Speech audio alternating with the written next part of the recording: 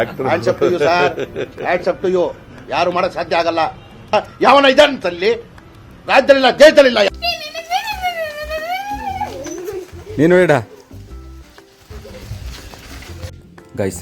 ರಾತ್ರಿ ಮಲ್ಕೊಂಡಾಗ ಆಲ್ಮೋಸ್ಟ್ ಒಂದೂವರೆ ಹತ್ರ ಆಗಿತ್ತು. ಅಂದರೆ ನಾನು ಹೇಳಿದ ಕಂಟೆಂಟ್ಸ್ ಎಲ್ಲ ಬರೀತಾ ಇದ್ದೆ, ಸ್ವಲ್ಪ ಅದ್ರ ರಿಲೇಟೆಡ್ ವರ್ಕ್ ಮಾಡ್ತಾಯಿದ್ದೆ ಅಂತ. ಸೊ ಅದಾದಮೇಲೆ ಬೆಳಗ್ಗೆ ಎದ್ದಿದ್ದು ಸ್ವಲ್ಪ ಲೇಟ್ ಆಯಿತು, ಯಾಕೆಂದರೆ ಬ್ರೈನ್ಗೆ ಎಷ್ಟು ರೆಸ್ಟ್ ಬೇಕಿತ್ತು ಅಷ್ಟು ಸಿಕ್ಕಿದೆ ಅನಿಸುತ್ತೆ. ಆಲ್ಮೋಸ್ಟ್ 7:30 ಅಷ್ಟೊತ್ತಿಗೆದ್ದೆ. ಇದ್ದು ಆಚೆ ಕಡೆ ಬಂದ ತಕ್ಷಣ ಅಥವಾ ಇದ್ದಾಗಲೇ ನಮ್ಮ ಮನೆಗೆ ಆ ಸೂರ್ಯನ ಬೆಳಕು ಬರುತ್ತೆ. ಸೊ ನೆನ್ನೆ ಸ್ವಲ್ಪ ಮಳೆ ಮೋಡ ಇತ್ತು, ಸ್ವಲ್ಪ ಮಳೆನೂ ಕೂಡ ಬಂತು.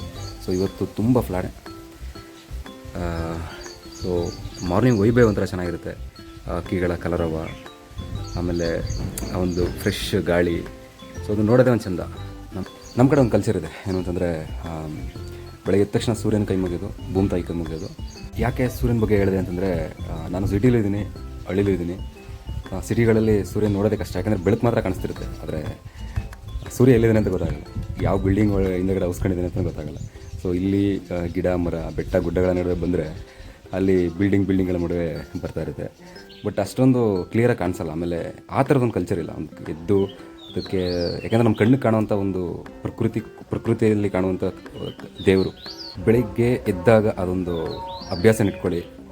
ನಮ್ಮ ಕಣ್ಣು ಕಾಣುವಂಥ ಸೂರ್ಯನಿಗೆ, ಭೂಮಿಗೆ ಮನಸ್ಸಲ್ಲಾದರೂ ಒಂದು ಥ್ಯಾಂಕ್ಸ್ನ ಹೇಳಿ ಎದ್ದೇಳಿದ್ರೆ ಆ ದಿನ ಚೆನ್ನಾಗಿರುತ್ತೆ.